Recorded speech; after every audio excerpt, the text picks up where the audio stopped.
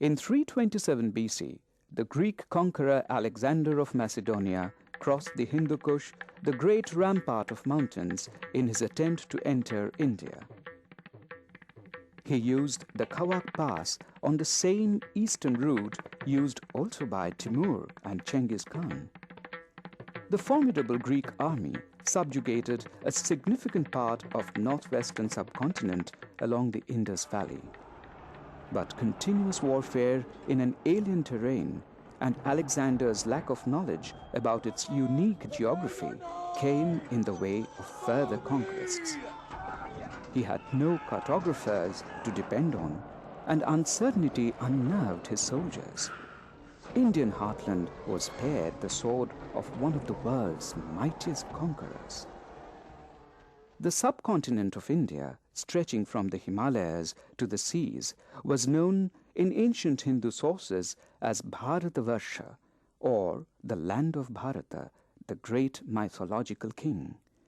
The name India was applied to the country by the Greeks, a derivative of the word Hindu appearing in ancient Persian epigraphs.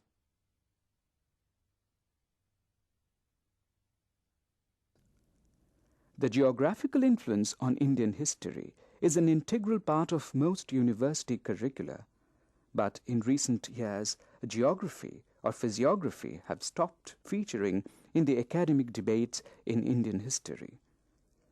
The neglect of geography is obvious in the works of modern historians and in methodologies that social scientists have used for studying the colonial period. When we talk about influence of physical factors, one school of thought would say that this is geographical determinism, which only emphasizes on the impact of physical factors on civilization, society, or cultural development.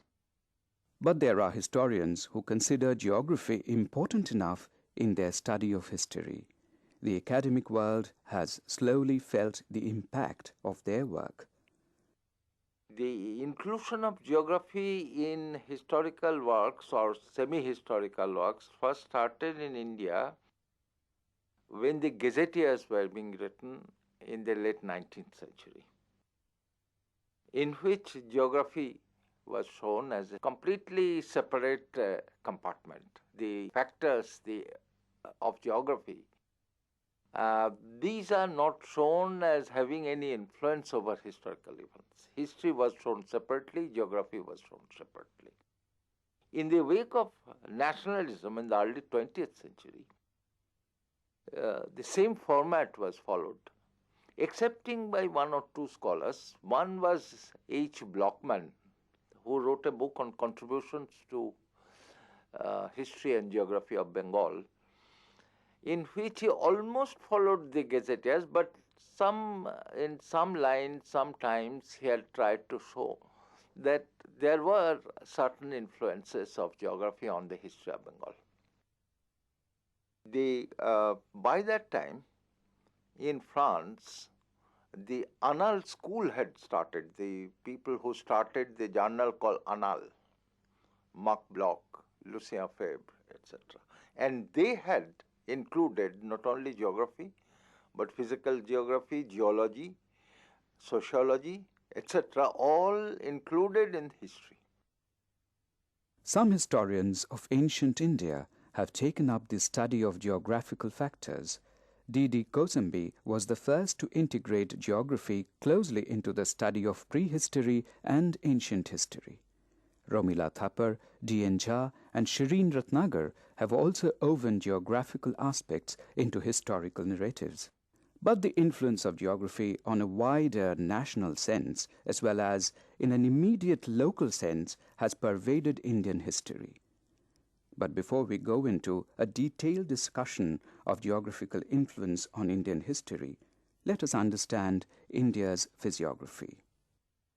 Geographically, the subcontinent has been divided into four major physiographic regions: the northern mountains, the northern or the Indo-Gangetic plains, the Deccan Plateau region with South India, and the southern coastal plains.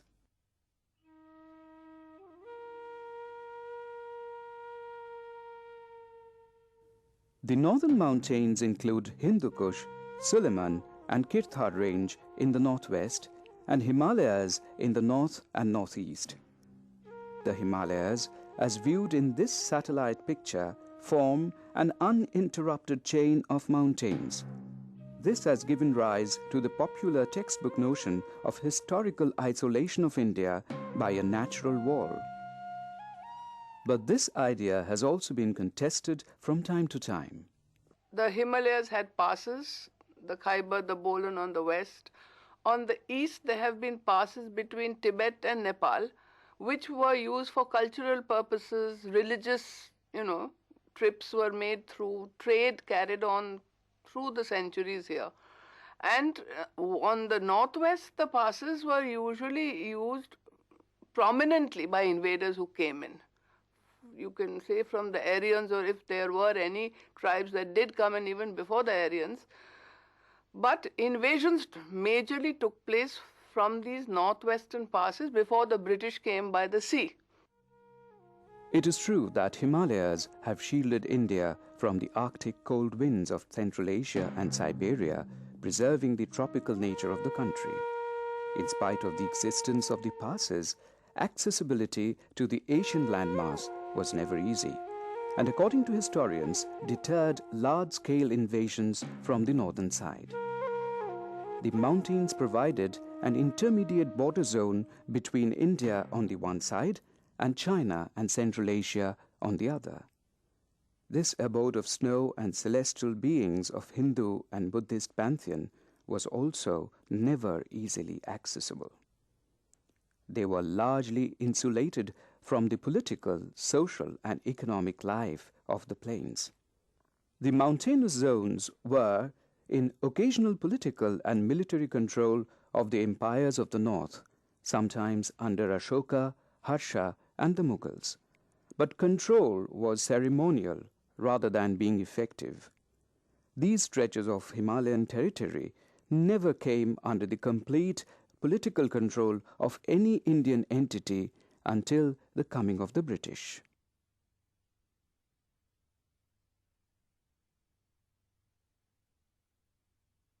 The northern Indo-Gangetic plains have been served by big rivers and their tributaries that receive a perennial supply of water from the northern glaciers. The glaciers have changed the landscape of the northern mountains by creating deep ravines or reducing elevations, opening up meadows in high altitude. Geologically, the northern plains have been formed by the filling in of earlier seas. These rivers have been a blessing to the cultivators as they bring in fertile silt and help irrigation. But sometimes they wreak havoc by causing severe floods in the fertile Indo-Gangetic plains. The earliest human settlements originated here as established by the discovery of Mohenjo-daro and Harappa. The Vedic culture that arrived with the Aryans also flourished in this region. The main rivers Indus and Ganga and their tributaries served as easy means of communication. They also became one of the main instruments of empire building by facilitating the transportation of armies. The topography of northern India was used effectively in battles, as we know from this instance from Mughal military history. Particularly, I recall one battle, the first battle of Panipat in 1526, a battle between Babur and Ibrahim Lodi. Ibrahim was Afghan. Now, in this battle at Panipat, Jadunath Sarkar had shown that how Babur had marshaled his forces, assembled his forces. On his left was a dry nala. On his right was the town of Panipat, and that left the Afghans to charge straight. And there he had massed his cannons, which were being used for the first time. The rivers sometimes served as political and cultural boundaries. A prominent example was Orissa, that lay between the Mahanadi and the Godavari rivers. The history of urbanization of North India definitely had a strong connection with rivers. Pre-industrial towns were mostly situated on riverbanks like Hastinapur, Pataliputra, and Prayag. Nowadays, a new kind of category that has come up, the history of urbanization. And scholars have tried to show that the towns in India were always on the banks of the rivers. It is, of course, not totally correct. There are certain towns which are not. For example, Vijayanagar, one of the largest towns in medieval India, was not on the bank of the Tungabhadra river. It was quite a distance.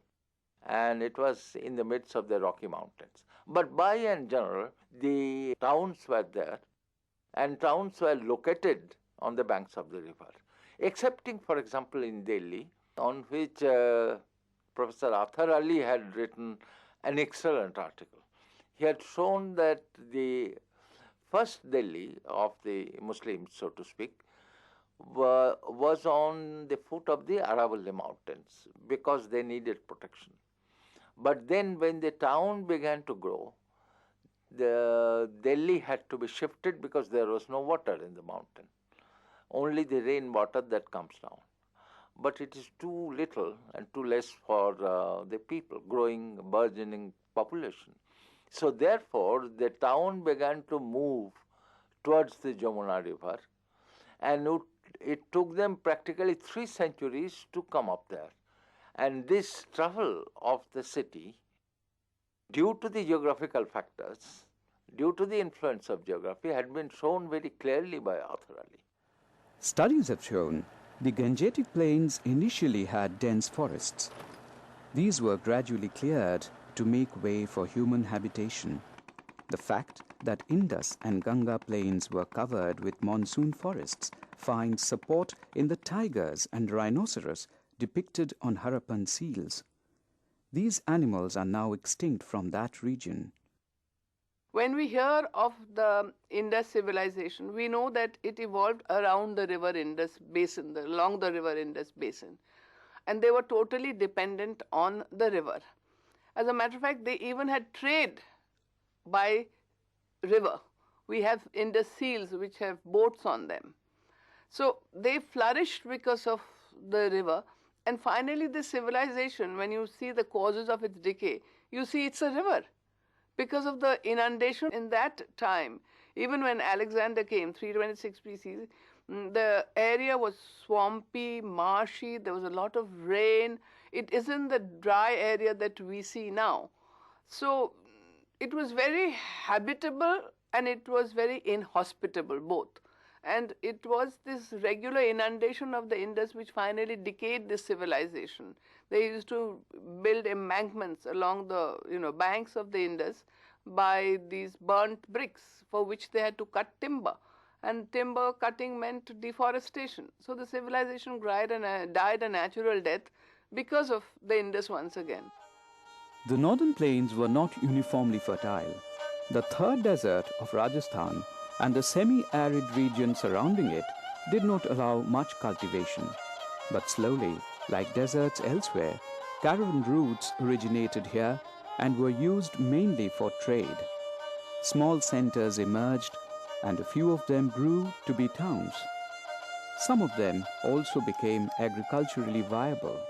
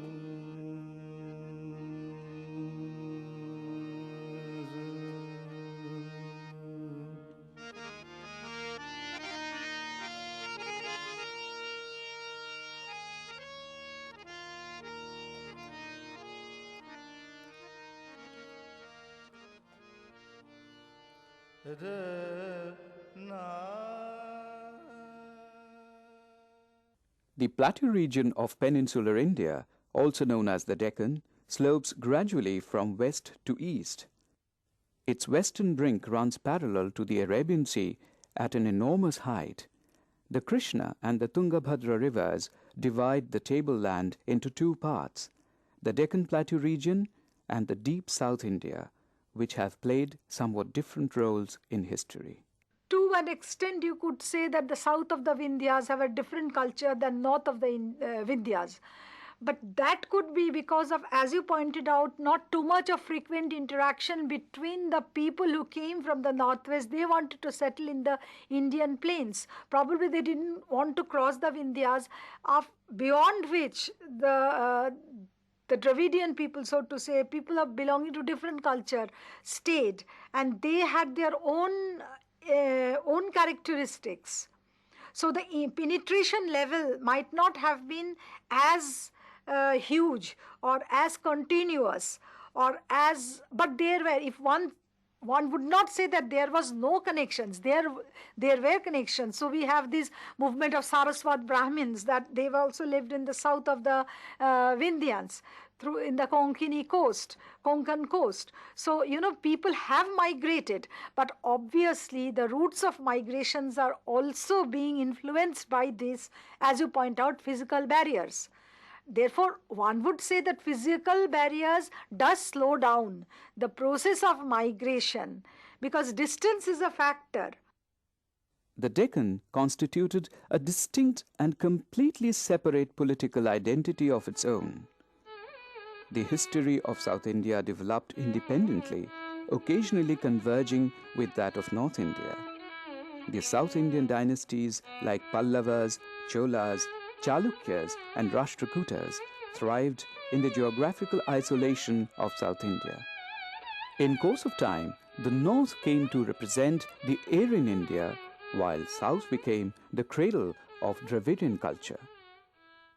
The central Indian mountain ranges, the Vindhyas and Satpuras, formed a physical barrier that historians say have prevented rulers from North India to completely subjugate the South.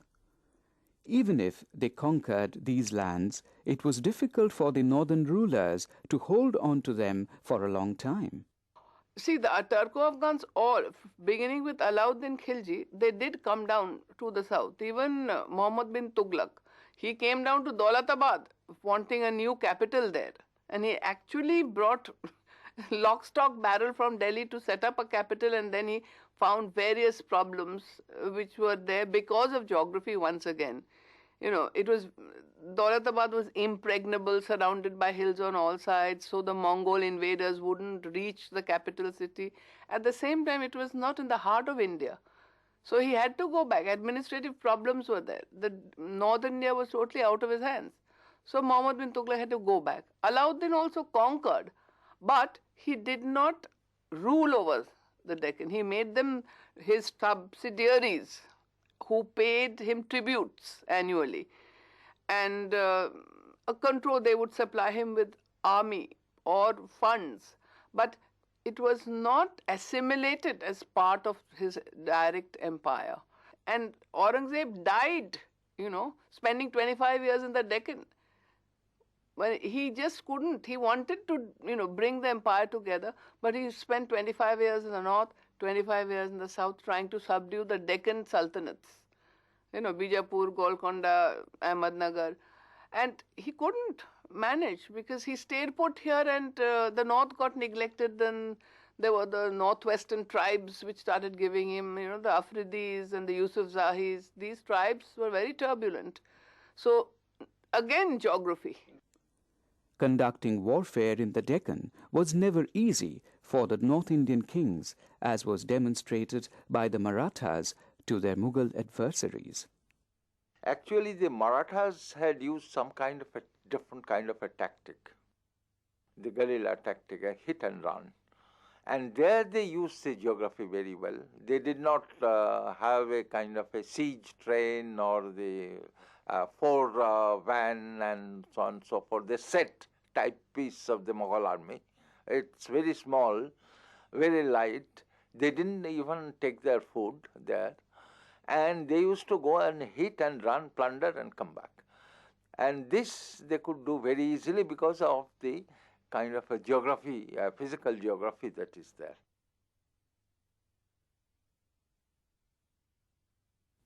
The peninsular region of India, with its eastern and western coasts, had a strong history of maritime activities. The eastern coasts, with its ports, were serving core areas like the Ganges Delta, Kalinga in the present Orissa, the deltas of Godavari and Krishna, and the Coromandel coast. These core areas were often the nuclei of kingdoms, like that of the Cholas, that had maritime ambitions and economies. The ports in the western coast were based in the core areas of Indus Delta, Saurashtra, Konkan, and Malabar. These ports also served important kingdoms of western India, like that of the Maratha Peshwas in late medieval period. The eastern coast was an important route from north to south for military as well as religious movement. Rajendra Chola came all the way up to Bengal along the eastern coastal route. Rajendra Chola came with his army to Bengal ostensibly because he wanted to bring back with him the waters of the Ganga. So he marched from the south via the Deccan, the eastern Ghats, Orissa, Midnapur into Bengal. And he took the waters and he went back. But portions of his army, they found Bengal to be so arable and so fertile, so easy to live, they stayed back. And Rajendra Chola went back and made his new capital, which he called Gangai Kondai Cholapuram, because of this. It seemed in those days almost an insuperable feat for a South Indian ruler to go as far as Bengal and bring the waters back. On the other hand, the army, the sections of the army which he left behind, they became later the Sena rulers of Bengal. It is the same route that was responsible for the movement of Buddhism from eastern India to South India and Sri Lanka. The ruins of Buddhist stupas along the eastern coast illustrate this point. Maritime contact between the western coast and West Asia date back to the 3rd millennium BC, with seafaring between Indus cities and Mesopotamia. The western coast has been home to a number of trading communities like Christians, Parsis, Arabs, and Jews. Another geographical formation is now considered important, the coastal islands off the coast of Kerala and Sri Lanka. These are Lakshadweep, Minicoy, and Maldives. They broke the fury of the incoming monsoons and were used as outposts for traders sailing in both directions. It is believed that along with the Himalayas, the sea contributed into making India a distinct geographical entity. Both these physical features prevented recurrent invasions and protected especially southern India and was responsible for its identity, culture, and heritage.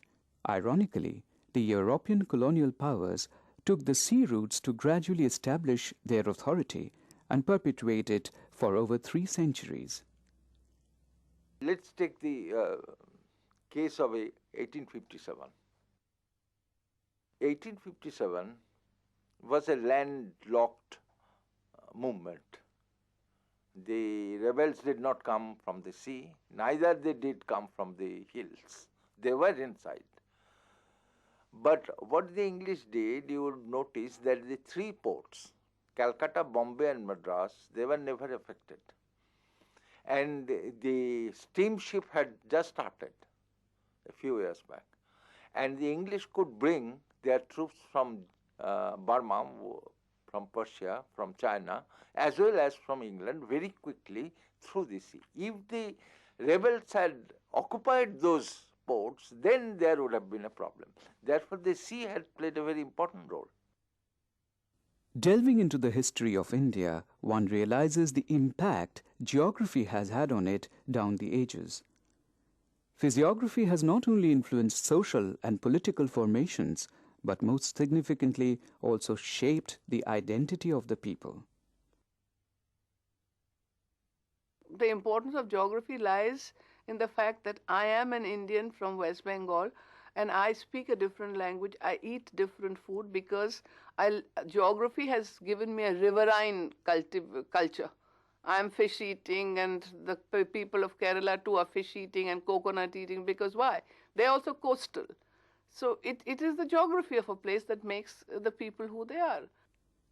We know that a country's present is profoundly influenced by its past. What India and its people represent today may not have been possible without its unique physiography.